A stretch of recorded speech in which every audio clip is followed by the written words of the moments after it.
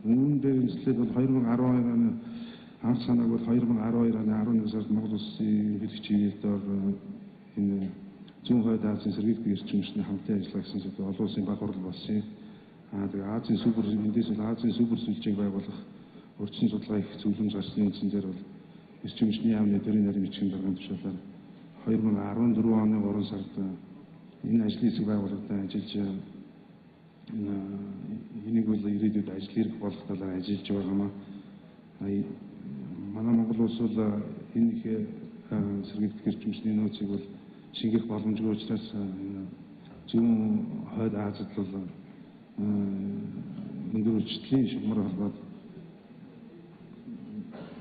ийм схемээр бол Орсын холбооны улс, Солонгос, Япон эдгээр улсуудад бол энэ эрчим хүчийг худалдаа авах ийм ажлыг бол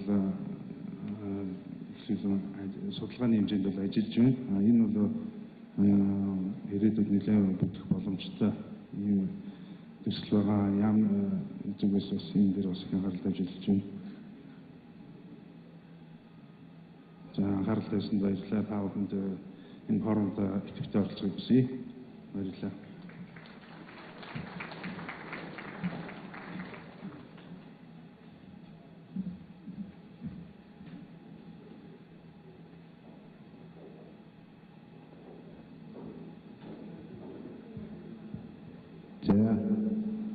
За баярлалаа алтан гэрэлд.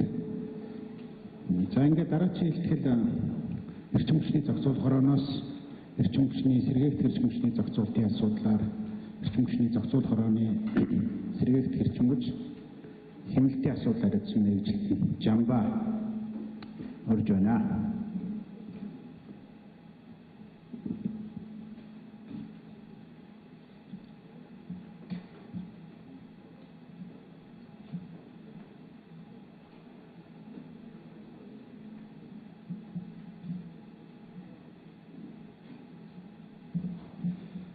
За та бүхэн өдрийн мөрхөөргийг нийтгэлцсэн та бүхэнд. За та бүхэнд сэргийлэх эрчим хүчний зохицуулалтын бодлого чиглэлээр хийж байгаа ажлын талаар танилцуулъя. За ерөнхийдөө нийт 6 хэсгээр бүрдэнэ. За эхний хэсэг нь сэргийлэх эрчим хүчний зохицуулахаар болно. За эрчим хүчний зохицуулахаар за бүрэн эрх. За дараагийн хэсэгт бол сэргийлэх эрчим хүчний бодлогын зохицуулалтын байр бичгүүд, за сэргийлэх эрчим хүчний тусгай зөвшөөрлөл, үн тариф, за мөн эрчим хүчний хяналтын хууль, за цаашлаа сэргийлэх эрчим хүчний хөгжил тулгараад байгаа шийдвэр шаардлагатай асуудлын талаар та бүхэнд танилцуулъя.